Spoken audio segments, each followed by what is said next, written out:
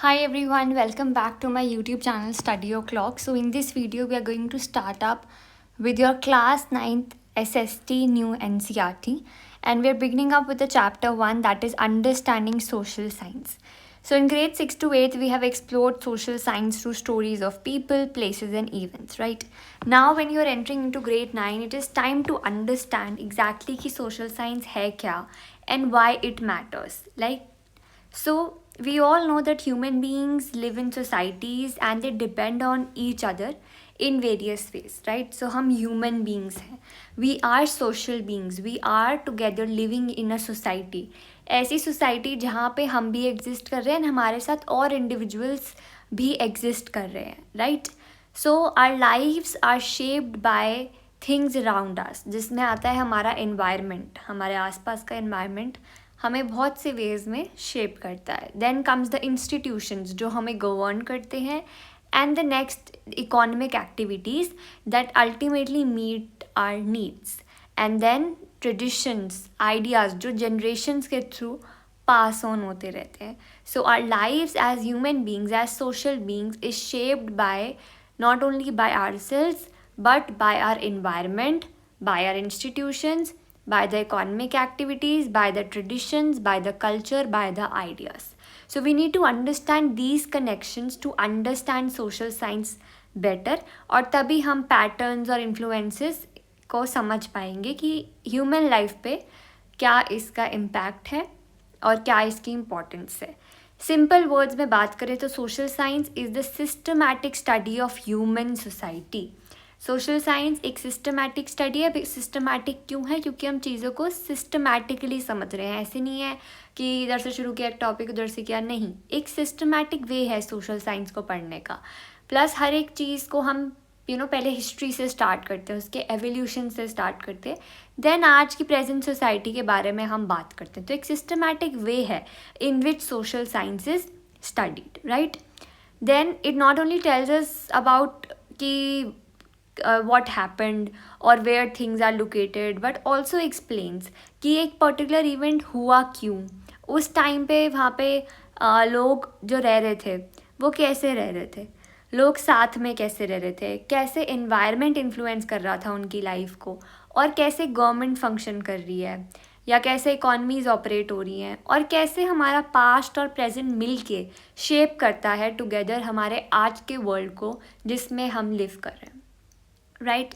तो जैसे कि साइंसेस वाले सब्जेक्ट्स हैं हमारे, फिज़िक्स, केमिस्ट्री, बायोलॉजी, तो उसमें हम नेचुरल वर्ल्ड के बारे में पढ़ते हैं. बट सोशल साइंस में हम क्या पढ़ते हैं? हम पढ़ते हैं अबाउट द सोशल वर्ल्ड. सो हम समझ रहे हैं सोशल वर्ल्ड को एंड हमारे सोशल बीइंग्स को, जो हमारे ह्यूमंस हैं, ठीक है. तो यहाँ पे बाकी साइंसेस से सोशल साइंस इस वे में अलग है कि यहाँ पे हम नेचुरल वर्ल्ड को नहीं पढ़ रहे हैं, यहाँ पे हम सोशल वर्ल्ड को पढ़ रहे हैं, जिसमें हम सोशल बीइंग्स यानी कि ह्यूमंस को पढ़ रहे हैं. नाउ इम्पॉर्टेंस है कि yes it helps us to understand कि कैसे सोशल वर्ल्ड एग्जिस्ट कर रहा है, कौन से पास्ट इवेंट्स हुए हैं, कैसे चीज़ें इवॉल्व हुई हैं, एंड आज के सिनेरियो में चीज़ें कैसी हैं और क्यों वैसी हैं. देन हम एक इंटरकनेक्शन समझते हैं कि कैसे हर एस्पेक्ट ऑफ लाइफ आपस में सोशल वर्ल्ड में इंटरकनेक्टेड है, राइट. तो एक बेसिक इंट्रोडक्शन है इस चैप्टर की कि हम सोशल साइंस को अलग अलग वेज में इस चैप्टर के थ्रू समझने वाले हैं. किसी ने अगर मेरी पहले वाली चैप्टर एक्सप्लेनेशन वीडियो देखी होगी, उसमें भी हमने ये चीज़ें कवर करी हैं मोस्टली, और अगर आपको और इन डेप्थ में समझना है so you can look at those videos as well. अब हम बात करते हैं नेक्स्ट टॉपिक की, that is social science in everyday life, यानी कि हर रोज़ की जो हमारी लाइफ है उसमें सोशल साइंस कहाँ पे एग्जिस्ट करता है. Think about a day in your life, ठीक है. अब हम इमेजिन कर रहे हैं एक सिनेरियो, अपनी किसी अपनी लाइफ का एक डे सोच रहे हैं for example. So you wake up in a house built with materials sourced from different places. जिस आप हाउस में रह रहे हो उसकी जो ब्रिक्स हैं, जो वॉल्स बनी है, वो अलग अलग मटीरियल से बनी है. वो मटीरियल अलग अलग जगहों से आया हुआ है. जो आप खाना खाते हो वो अलग अलग रीजन्स और कंट्रीज से आया है, right. Before it reaches your plate, आपका जो फूड है वो हार्वेस्ट किया जाता है, प्रोसेस किया जाता है, फिर उसको ट्रांसपोर्ट किया जाता है, देन उसको ख़रीदा जाता है, उसको बेचा जाता है। तो एक बहुत सारे एफ़र्ट्स लगते हैं, बहुत सारे इंडिविजुअल्स के, बहुत लोगों के, और फिर वो खाना जाके आपकी प्लेट पे आता है, राइट। तो आपकी जो आप घर पे रह रहे हो उसकी वॉल्स, उसका जो भी मटेरियल, आपका जो घर बना है जिन चीज़ों का, वो सब अलग अलग जगहों से आ रही है। जो हम खाना खा रहे हैं वो अलग अलग जगहों का है, राइट। साउथ इंडियन फूड भी हम खाते हैं, हम इटालियन फूड भी खाते हैं, और हम अलग अलग तरह के क्यूजीन्स खाते हैं जो अलग अलग स्टेट से या अलग अलग कंट्रीज से आया होता है, राइट। देन एक प्रोसेस होता है जिसमें फूड प्रोड्यूस होता है और हमारे घरों तक पहुंचता है।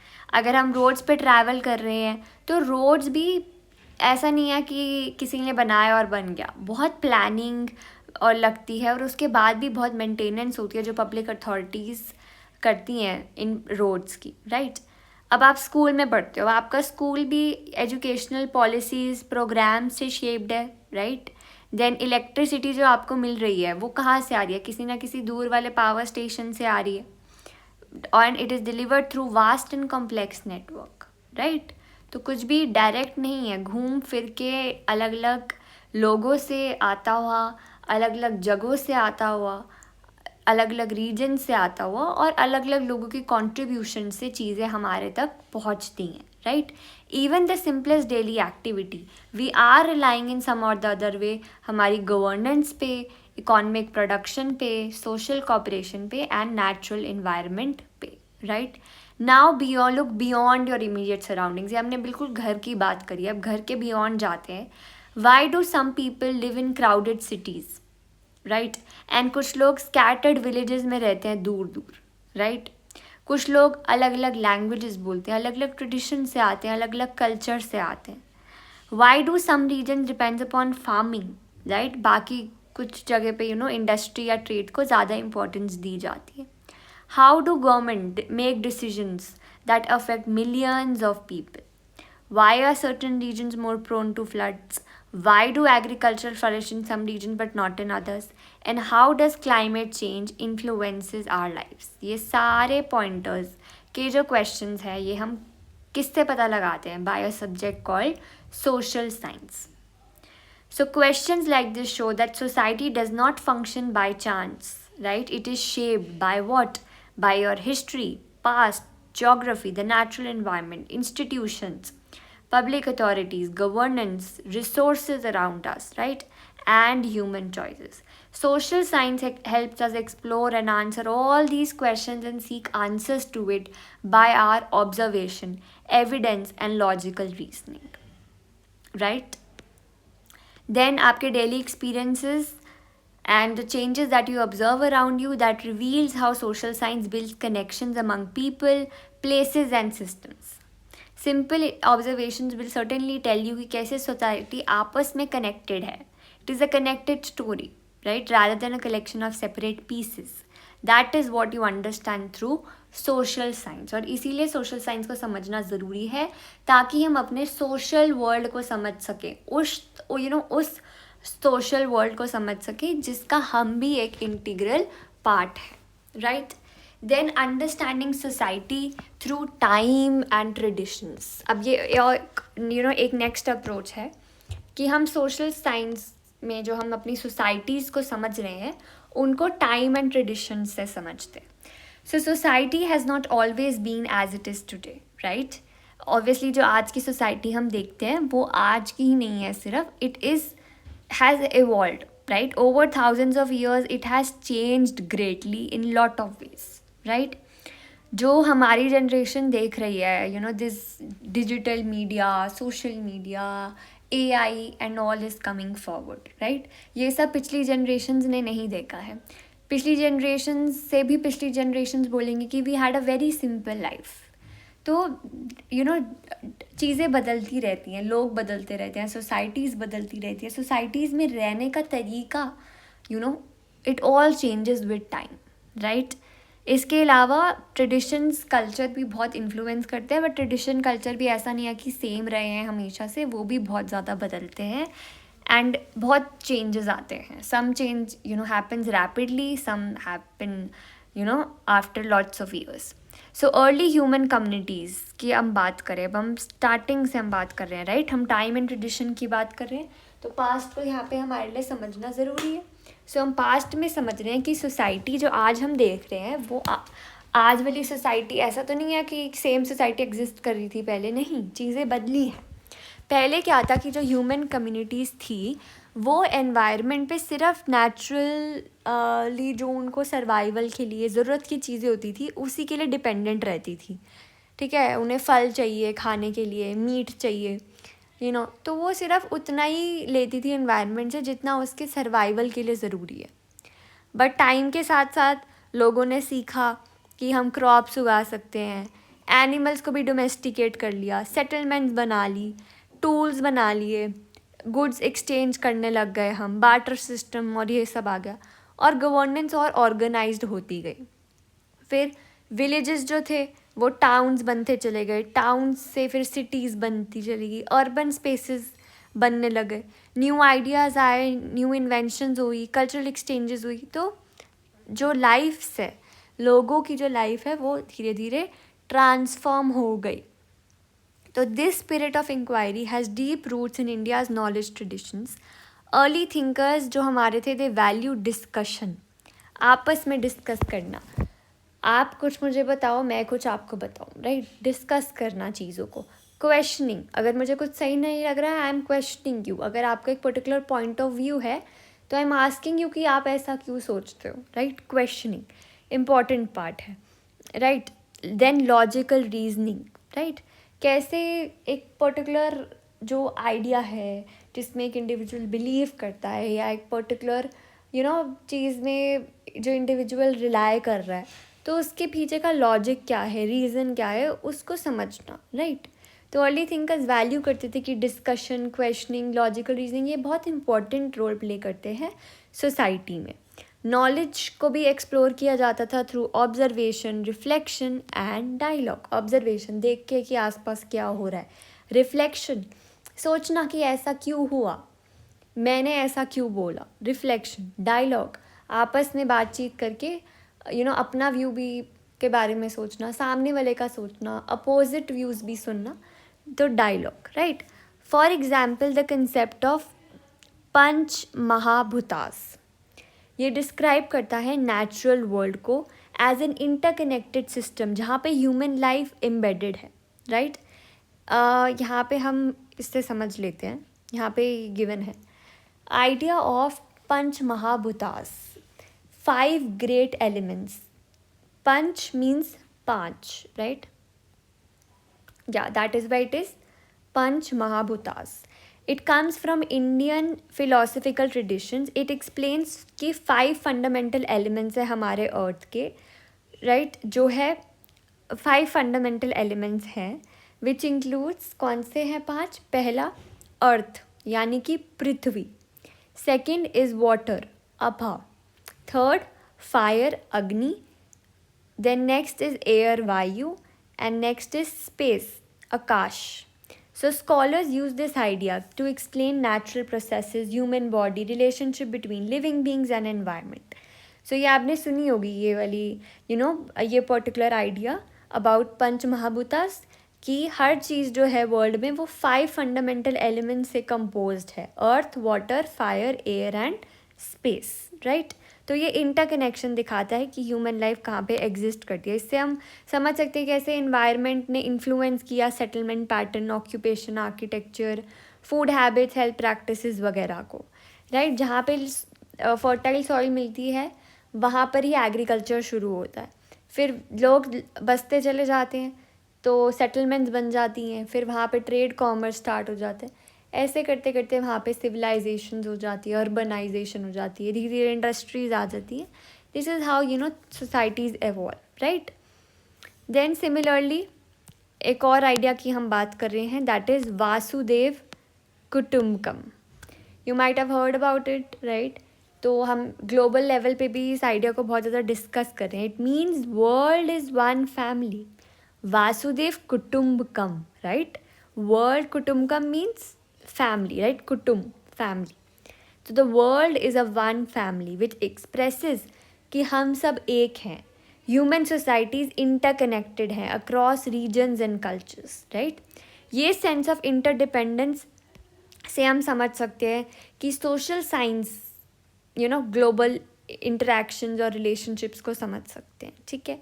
अर्ली रिफ्लेक्शंस की हम बात करें तो Arthashastra, it was attributed to Kautilya, composed about 2300 years ago. It examined Arthashastra is a very, very important book, right? It's about administration, economic management, taxation, duties of ruler towards their people. It is written by Kautilya. Such work shows systematic thinking about governance and economy. It is a very, very, very important book, right? तो उससे भी हम समझते हैं कि कैसे चीज़ें exist करती थी. तो ये सारे traditions all this has had a long history, and modern social science continues to use this legacy using new tools and methods to understand about the society, to understand, trace करना कि continuity change की journey को, explore करना कैसे societies evolve हुई हैं, कैसे institutions develop हुए हैं, कैसे रिलेशनशिप्स लोगों के चेंज हुए हैं एनवायरनमेंट के साथ. सोशल साइंटिस्ट यही सब समझते हैं, ऑब्जर्व करते हैं लोगों की लाइफ को, इंटरव्यूज़ कंडक्ट करते हैं, सर्वेज करते हैं, डॉक्यूमेंट्स को एग्जामिन करते हैं और कंपेयर करते हैं अलग अलग जगहों को, अलग अलग प्लेसेस को. उसके बाद फिर जब इंफॉर्मेशन गैदर हो जाती है अलग अलग means of collection of data से, उससे फिर वो एक्सप्लेनेशंस डेवलप करते हैं एविडेंस के थ्रू. तभी it is science. Social science is about the study of social world, but it is also science because systematic है चीज़ें, evidence भी है, right? Then this way हम इस conclusion पे आते हैं that social science explains both what endures, right, and what changes, showing how the past shapes the present and how today's action will influence the future. पुराने के जो events थे उसने कैसे हमारे आज को शेप किया है, एंड आज कैसे, आज वाला प्रेजेंट कैसे फ्यूचर को शेप करने वाला है, वो भी हम समझ रहे हैं, राइट? सो हमने देखा understanding society through time and traditions, right? तो उसमें हमने अपने पास्ट टेक्स्ट देखे, कुछ पास्ट आइडियाज़ देखे, जो है हमारा पहला पंच महाभूतास, second the idea of Vasudhaiva Kutumbakam, and then Arthashastra. Then धीरे धीरे कैसे चीज़ें चेंज होती जा रही हैं, that's all we have studied.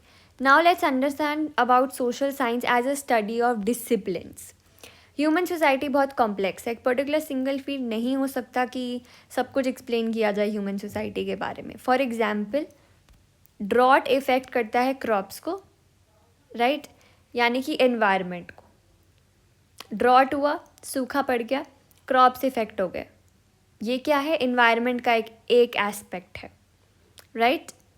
उससे क्या होता है? फार्मर की इनकम, एनवायरनमेंट का हमने देखा, एनवायरनमेंट में क्या हो रहा है? ड्रॉट आया, क्रॉप्स इफेक्ट हो गए, उससे क्या होगा? फार्मर की इनकम कम हो जाएगी.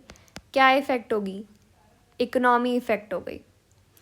अब फिर गवर्नमेंट आई और गवर्नमेंट ने रिलीज शुरू करे देने के लिए फार्मर्स को या मे बी लोगों को, राइट?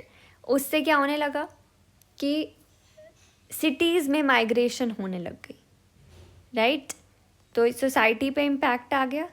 और traditional ways of coping with scarcity, यानी कि जो हमारे पास्ट लोग बोलते थे कि ऐसे ऐसे स्कैरसिटी में ये चीज़ें कर सकते, तो उसमें हमारा आ गया कल्चर.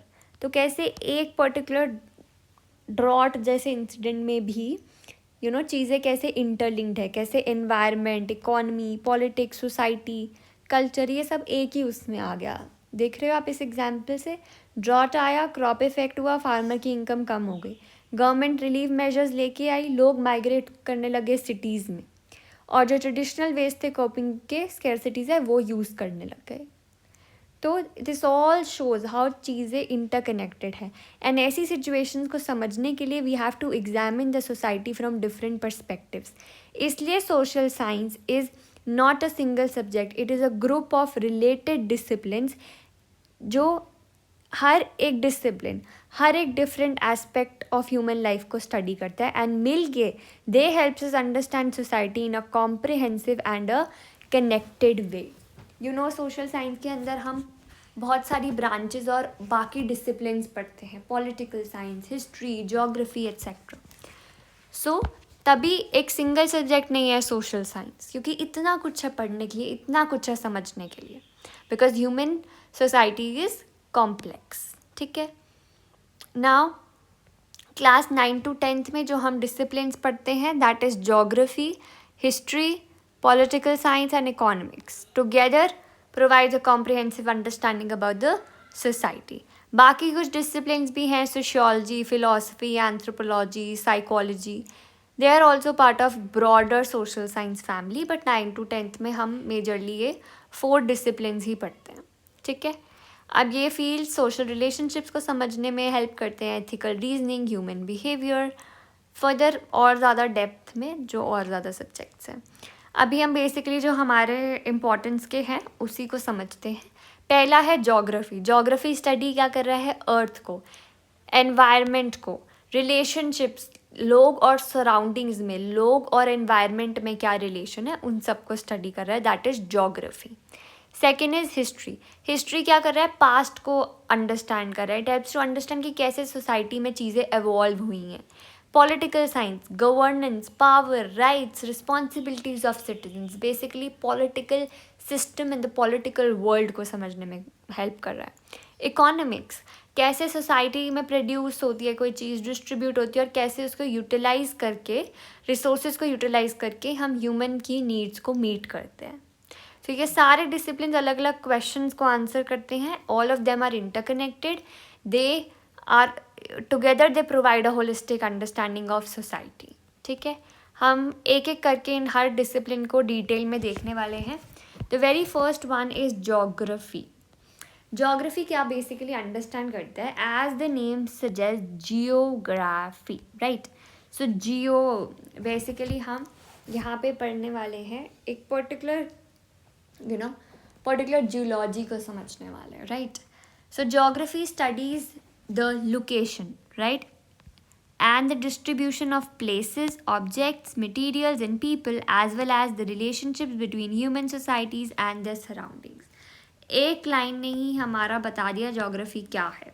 स्टडी क्या कर रही है, लोकेशन को और डिस्ट्रीब्यूशन को। किसकी लोकेशन, किसकी डिस्ट्रीब्यूशन, प्लेसेस की, ऑब्जेक्ट्स की, मटेरियल की एंड पीपल की। Location and distribution of places, objects, material, people, as well as relationship between whom, people and environment. Simple enough, definition को break down करो, line याद हो जाएगी। Geography studies location and distribution of what? POMP, places, objects, material and people. Acronym से you can learn it easily. इसके अलावा क्या study करिए, relationship between what? Humans and environment. Simple enough. ठीक है, अब ये एग्जामिन कर रही है फिजिकल फीचर्स को अर्थ के सरफेस के, as well as the human communities हैं जो that inhibited, right, focusing upon how people interact with natural environment and how places influences human life, right. तो हम समझ रहे हैं कि पीपल कैसे नेचुरल इन्वायरमेंट से, लोग कैसे इंटरेक्ट कर रहे हैं, प्लस कैसे जो प्लेसेस हैं वो कैसे ह्यूमन लाइफ को इन्फ्लुएंस कर रही है। फर्दर ज्योग्राफी समझती है कि where things are located, why they are found there, right, and how places near or distant affect one another over time. So geography understand कर रही है कि एक पर्टिकुलर चीज़ यहाँ पर लोकेटेड है, देन ढूंढना कि यहाँ पे क्यों लोकेटेड है, राइट। एक पर्टिकुलर आर्टिफैक्ट पर बहुत पुराना हमें एक पॉटरी का में भी एक पॉट मिला है, राइट, अर्थ के नीचे से, तो हम सोचेंगे कि यहाँ पे हो सकता है कि यहाँ पे लोग क्राफ्ट करते होंगे जो यहाँ पे पॉटरी का पॉट मिला है, या यहाँ पे ट्रेड होता होगा इसका। तो अबाउट ऑल दीज थिंग्स, ठीक है। तो ज्योग्राफी अंडरस्टैंड करते हैं कि एक पर्टिकुलर चीज़ यहाँ पर है, देन यहाँ पे क्यों है, राइट, एंड कैसे अलग अलग जगह आपस में एक दूसरे को इफेक्ट करती हैं, भले वो पास हो या दूर हो। Further it views the world as a system of interdependencies. सब कुछ इंटरडिपेंडेंट है, स्टार्टिंग से ही मैंने बताया, राइट। और हम इसको एक होलिस्टिक अप्रोच से समझ रहे हैं, and we are integrating the spatial perspectives and with temporal perspectives. So हम इंटीग्रेट कर रहे हैं टू पर्सपेक्टिव्स को. What are these two types of perspectives we are talking about? Spatial perspective and temporal perspective. Spatial perspective क्या है? Location and its significance. And temporal is related to time, so it's change over time. Drawing on both natural sciences and social sciences, दोनों से वो समझती है, इन दोनों perspectives से. Then geography helps us to understand questions like why India has historically been a hub of global interaction, how Indian peninsula along coastline facilitated contact with Africa, Europe and Southeast Asia, right? So geography further बहुत सारे tools, concepts वगैरह को use करती है और questions को investigate करती है. Tools, you know, it uses geography में हम क्या देखते हैं? Maps, globes, atlases and geographical information system, infographics and various other instruments. In the course of next 2 years, you'll realize how these tools enhance your understanding of the discipline. So this was all about geography. शुरू हम कहाँ हुए? geography पे location and distribution समझ रहे थे and relationship समझ रहे थे between human and environment. जो हमने फर्स्ट लाइन में ही एक्सप्लेन कर दिया था उसी को ही बेसिकली हमने समझाया है आगे के पैरा में. ठीक है. देन हमने देखा कि वर्ल्ड इंटरडिपेंडेंट है, तो we are understanding it through spatial perspectives and temporal perspective, right? ठीक है. देन कुछ इंस्ट्रूमेंट्स और टूल्स हमने देखे जो ज्योग्राफी यूज करती है. Then moving on to the next one, that is history. Geography को समझ लिया, बात करते हैं हिस्ट्री की. History, you all know history about past, right? बहुत लोगों को हिस्ट्री बोरिंग लगती है और it is really very interesting because it is always so good to understand about your past. Past जो होता है that is basically the root, right? एक पर्टिकुलर चीज़ की अगर आपको तह तक जाना है तो you have to understand the history of it, right? History is the study of human past, right? Through which society seeks to understand people's experiences, values, changes over time, right? So history study about क्या है? About what? Human past. And उसमें हम क्या समझ रहे हैं? We are understanding about people's experiences, values and changes over time, right? Now there are multiple ways to interpret the past and transmit cultural values from one generation to the next. ठीक है, कुछ देखते हैं क्या है. One of the oldest and the most influential traditions of preserving cultural memory in Bharat is the इतिहास पुराण tradition. इतिहास पुराण tradition यानी कि stories के through. This tradition not only shares historical information but also gives a cultural meaning to events and people.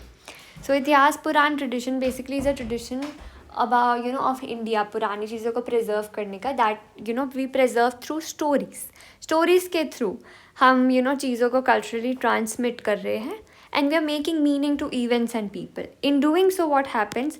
It reinforces the enduring ideals and values, right? And it offers a sense of identity and purpose. जब आप कोई Asian story सुनते हो about about the Indian landscape or something, तो you relate to it more better. तो story के form में हम कल्चर को अपना ट्रांसमिट कर रहे हैं. Across cultures, different historical traditions have utilized different methods. Some traditions emphasize moral and philosophical insight, while others offer documentary verification as well, right? क्योंकि स्टोरीज़ का obviously it's more moral and philosophical कि एक particular story है then उसका कोई moral होता है.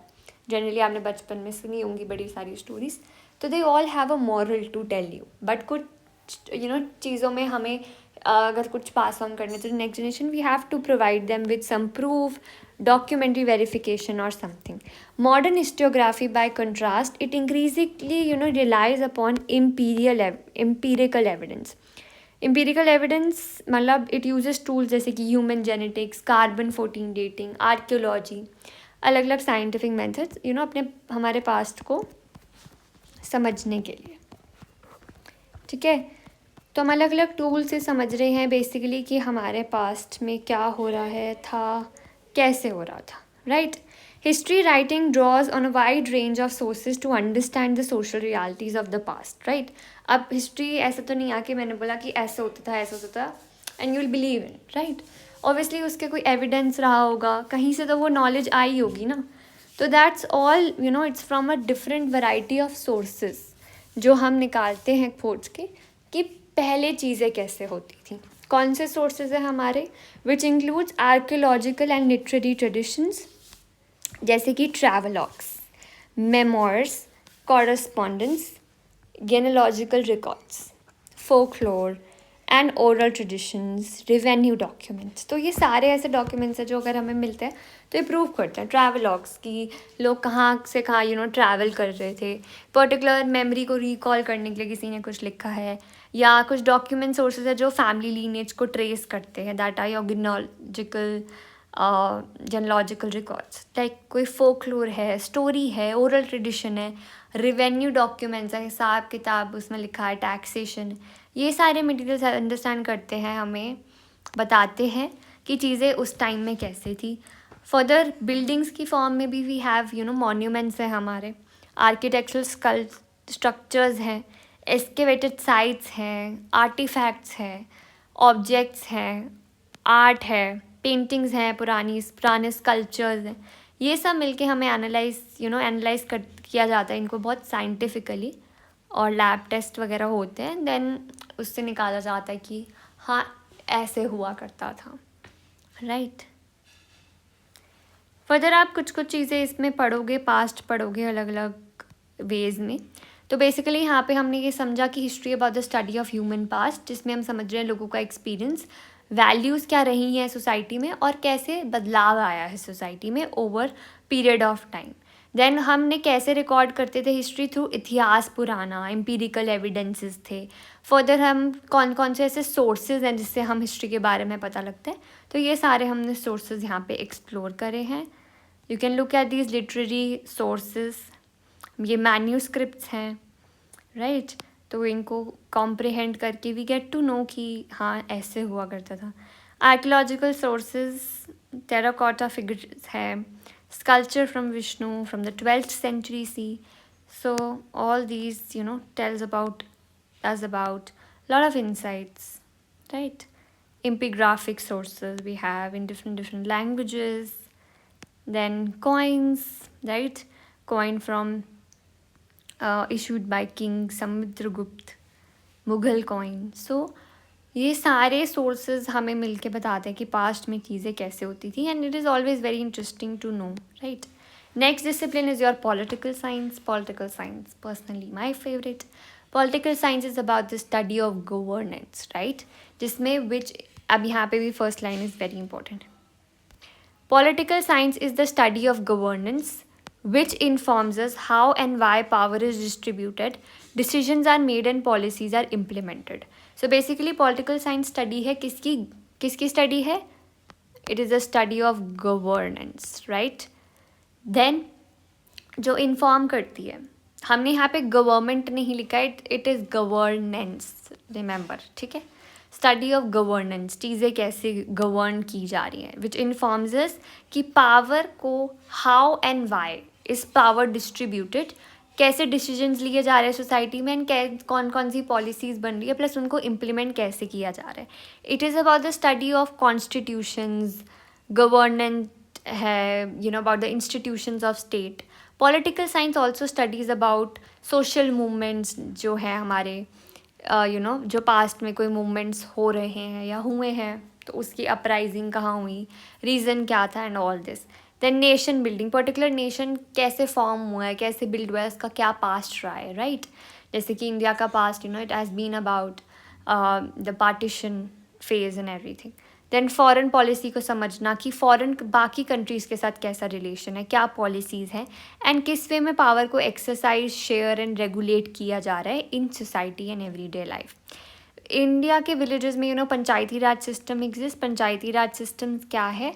It is about grass root democracy, right, जहाँ पे हम सिटीजन्स को वॉइस दे रहे हैं into the development planning process, जहाँ पे हम डिसेंट्रलाइजेशन को प्रमोट करें, यानी कि जो पावर है वो सिर्फ ऊपर के कुछ लोगों के हाथ में नहीं है, but we are dividing it by giving it also to the citizens, real citizens, right, of that particular village as well.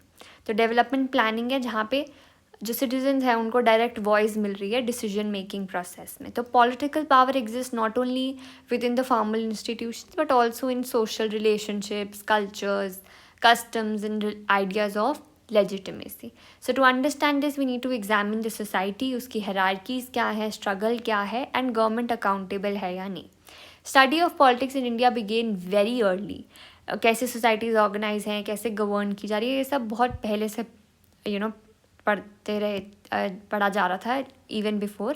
Politics was not treated as a separate discipline. It was closely linked to ideas of dharma, arth, and raj dharma. सो धर्म क्या है? धर्म is moral duty. It is about righteous path, धर्म के path पर चलना, यानी कि राइट पाथ पर चलना, मॉरल ड्यूटी को, अपनी मॉरल ड्यूटी को फॉलो करना. देन अर्थ, अर्थ यानी कि economic wellbeing, right. It is related to material wellbeing, like economic wellbeing. राजधर्म यानी कि एक राजा की क्या ड्यूटीज़ हैं. तो पॉलिटिक्स को बहुत ही मॉरल वे में पढ़ा जाता था, अबाउट relating it to धर्म, relating it with economic well-being and relating it with कैसे राजा का भी क्या धर्म है. फर्दर हमें इनके बारे में वेदास, उपनिषद, पुराणास, इन सब टेक्स्ट से पता लगता है, जो उस टाइम पे सोचो justice, authority, social order, king की क्या रिस्पॉन्सिबिलिटी है, सिटीजन की क्या रिस्पॉन्सिबिलिटी है, ये सब डिस्कस करते थे. फर्दर इंडियन पॉलिटिकल थॉट में महाभारत, शुक्र नीति, ये भी गवर्नेंस, लॉ, एथिकल लीडरशिप के बारे में हमें बहुत ज़्यादा इंसाइट्स देते हैं. देन अर्थशास्त्र, जिसकी बात हम पहले भी कर चुके. It is one of the foundational text on politics and administration. कैसे स्टेट को गवर्न किया जाना चाहिए, राजा को क्या करना चाहिए, टैक्सेस कैसे कलेक्ट होने चाहिए, कैसे आर्मी फंक्शन करे, कैसे रूलर्स इंश्योर करे कि लोगों का वेलफेयर हो. तो ये सब ओवरऑल होलिस्टिक अप्रोच रही है इंडियन पॉलिटिकल थॉट की, और पॉलिटिक्स को economic, social life, morality, defence, इन सब के पैरामीटर्स से देखा गया है. पावर को भी ऐसे करप्ट वे में नहीं देखा गया. It has been seen more from a moral perspective कि रिस्पॉन्सिबिलिटी है power, rather than just a privilege, right? So this tradition help us understand modern institutions जैसे कि Panchayati Raj, local self governance, and कैसे पब्लिक पार्टिसिपेशन, लोगों का participate करना decision making process में is important. In this way ancient ideas continue to shape India's democracy even today, right. So political science में we are basically understood about कैसे governance को हम समझ रहे हैं, राइट. देन पावर कैसे डिस्ट्रीब्यूट हो रही है, किस बेसिस पे, क्या है impact, and all that we are studying. Then हमने कुछ एशियन टेक्स्ट देखे जो हमें बताते हैं कि ये चीज़ें कैसे पॉलिटिकली गवर्न की जा रही थी in the past scenario. Now the next that we have is economics, right. Economics is about understanding how individuals and societies decide how to use limited resources to meet their needs. Basically समझना कि कैसे limited resources में भी need को meet किया जाए. It basically helps to understand कि कैसे गुड्स और सर्विसेज प्रोड्यूस किए जा रहे हैं, कैसे एक्सचेंज किए जा रहे हैं, एंड कैसे डिस्ट्रीब्यूट किए जा रहे हैं सोसाइटी में. बिकॉज रिसोर्सेज आर स्कैर्स, सबको सब कुछ नहीं मिल सकता है, रिसोर्सेज स्कैर्स है हमारे पास. तो हम कैसे रिसोर्सेज को एफिशिएंटली यूटिलाइज कर रहे हैं, that we understand through economics. Then it examines how these processes shape everyday life, from the food we eat, the clothes we wear, the job people do, and the services they use. Further economics explore करता है कि decision making कैसे हो रही है, consumer की, producer की, and government की. Consumer decides what to buy, right. Consumer decide कर रहा है कि वो what to buy, producer decide कर रहा है what and how much to produce, government frame कर रही है policies on growth, stability, efficiency, fairness वगैरह. तो economics is not just about number या market, it is about well-being, equity and justice, लोगों का welfare, right. then इंडिया का rich और डायनामिक इकोनॉमिक हिस्ट्री भी रही है, एंड कलोनियल रूल के टाइम पे ऑब्वियसली हमारा इकॉनमी डिस्टर्ब हो गई थी, वरना we were one of the world's leading economies. Then colonial rule के टाइम में बहुत पॉवर्टी आ गई, famines, then decline of our industries and all. Then after independence we started rebuilding our economy, and then हमने improve किया अपना infrastructure, education, technology वगैरह. And पर तो भी बहुत ज़्यादा चैलेंजेस वगैरह आए, एंड देन हमने सबसे मीट किया. देन इकोनॉमिक डेवलपमेंट हमारा हमेशा से सेंट्रल नेशनल गोल रहा है, and we need to understand about economics. It helps us understand कि सोसाइटी की क्या अचीवमेंट रही है, क्या ड्रॉबैक्स रहे हैं, क्या चैलेंजेस रहे हैं. फर्दर इंकरेजिंग कि आगे हम किस बेसिस पे मोर वाइजली और फेयरली डिसीजंस ले सकते हैं ताकि हम सस्टेनेबल ग्रोथ एंड डेवलपमेंट को प्रमोट करें and ultimately we promote welfare of all, right. Then about economics की GDP, budget, out economic growth, ये सब हम इकोनॉमिक्स में स्टडी करें. तो economics is about the distribution of resources, goods and resources, how they are produced, exchanged and distributed, right. now अब हम क्यों पढ़े social science, why should we study social science. इतना पढ़ने के बाद आपको समझ आ गया पड़ गया कि why should we study social science. Because the house you live in, the water you use, the roads you travel on, the schools you attend, the markets you visit, and even the digital spaces you use are a part of systems created and managed by society. Social science helps you understand how these systems developed, how they function, and how they affect different groups of people, right? तो society को समझना बहुत ज़रूरी है. Further we live among people who speak different languages, they follow different customs, they practise different occupations. So why do such differences exist within the same country? How do we continue to still live, continue, how do they continue over time? So social science explain करता है कि how these variations are an outcome of so many factors that are geographical, historical, cultural, and economic factors, and how things are interconnected. This develops respect and cooperation among communities. Then we understand the Indian culture together, जो हमें आपस में bind करता है, and it promotes unity in diversity. It fosters a sense of belongingness and shared identity. Democratic society में citizen एक बहुत important role play करते हैं पब्लिक लाइफ में, इसलिए उनको पता होना चाहिए. They should be aware about the laws, rights and responsibilities that guide how people live together, right. They should know how decisions are being made. They should be good and aware citizens, right.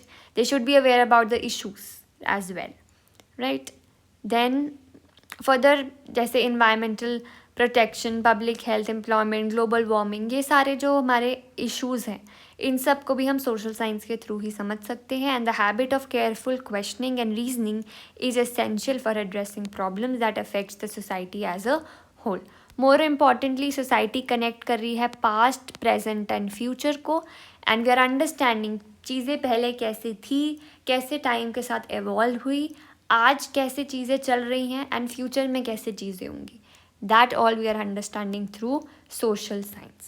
Social science का future क्या है, societies बदलती हैं, बदलती रहेंगी, social science की importance भी बढ़ती चली जाएगी.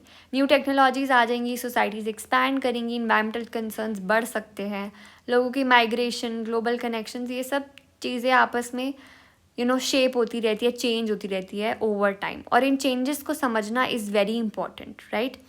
In the years ahead, you will understand कि social science will help societies to address these complex issues जैसे कि climate change, sustainable development and all. We need to promote, we need to support communities, right?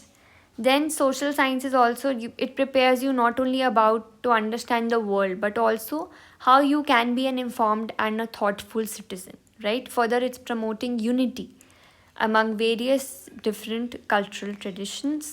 And the study of social science is a journey from understanding कैसे society evolve हुई, then analyzing कैसे चीज़ें function हो रही है, then imagining about a future that will be a better one, right. ठीक है. Then this particular pala explained कि social science is not just a subject you study in school. It is a window to the world around you. अब आपको समझ आ गया होगा. It's about understanding social world. It's about understanding the social beings, right? It makes you more informed. It makes you a more aware as a citizen as well as a human being. You understand the interconnection that exists between, the society. And let this journey help you grow not just as a student but also as a responsible citizen of India and the world. Further, the diverse disciplines that you are going to study, that is geography, history, political science, economics, all of them will give you a very different, distinct perspective about human life and society, and ultimately it is going to strengthen your understanding about your social world, about the world in which you are living, right? So you will understand the interconnection, you will understand the interdependencies, and that all will frame your understanding of social science. So with this, we have completed our chapter number 1. If you need a more detailed explanation, the previous explanation video that I had created for this chapter, you can refer that as well. Otherwise, from the NCRT point of view, you can completely refer to this video as well. And that's all from my side. If you have any doubt, you can ask me in the comment section. I'll surely reply. And do subscribe to my channel. I'll be coming up with more such videos explaining other chapters as well. Thank you so much. Till then, bye bye. Happy learning, happy growing. Thank you.